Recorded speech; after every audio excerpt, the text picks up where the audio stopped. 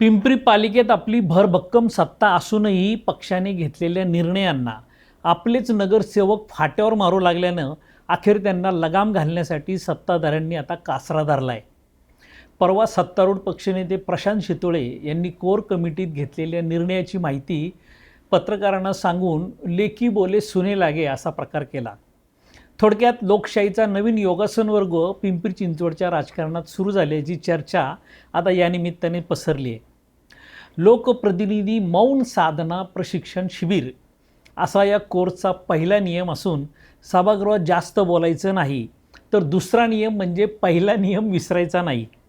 हे का व कसं घडलं याची कहाणी देखील फार मोठी इंटरेस्टिंग आहे. पिंपरीत भाजपची सत्ता येऊन जवळपास आता 5 महिने पूर्ण झालेत. या 5 महिन्यात प्रचंड गाजलेला 60 कोटी घोटाळ्याचा विषय, पुनावळे येथील शाळेच्या आरक्षणाचा विषय, तसेच पाणी, डीपी, छत्रपती संभाजी महाराज पुतळा, तसेच बजेट आणि उपसूचनांचा या 5 महिन्यातील 5 सभांमध्ये झालेला कहर पाहताच सुसाट सुटलेल्या नगरसेवकांच्या जिभांना आता धरबांधच राहिला नव्हता.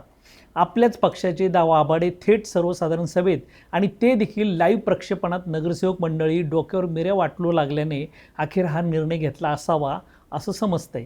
प्रभागात नागरिकांसमोर नगरसेवकांची भाषा, मी हा रस्ता केला, मी ते काम मंजूर करून आणलं, मी अमुक अधिकाऱ्याला धारेवर धरलं, अशी भाषा असते. पण आता सभागृहात गेल्यावर अचानक परिस्थिती बदलणार आहे. आता अनेकांचा अवतार थेट शाळेतील विद्यार्थ्यांसारखा करावा लागणार असून हाताची घडी तोंडावर बोट धरावे लागणार आहे. आता नवीन नियमाप्रमाणे विरोध केला तर कारवाई होणार आहे.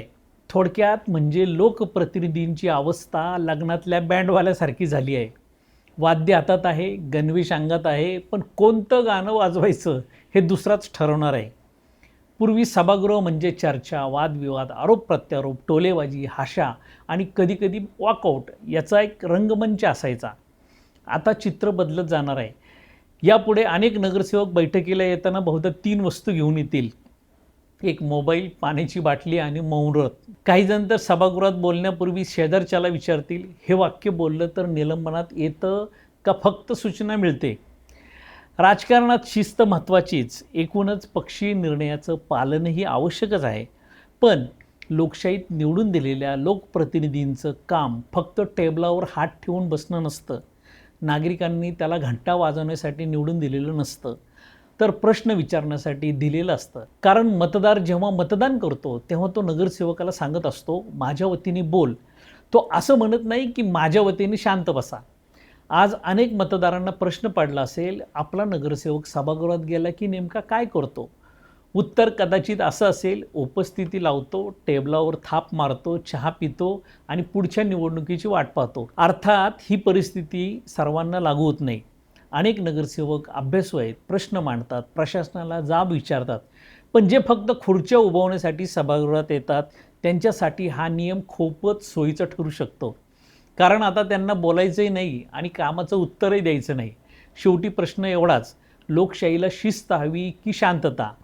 कारण शिस्तीत चालणारं सभागृह चांगलं असतं, पण जर सगळेच हाताची घडी तोंडावर बोट करून बसले तर ते सभागृह कमी आणि बालवाडी जास्त वाटू लागते. आणि मग नागरिक म्हणतील, आम्ही नगरसेवक निवडून दिला होता की वर्गाचा मॉनिटर?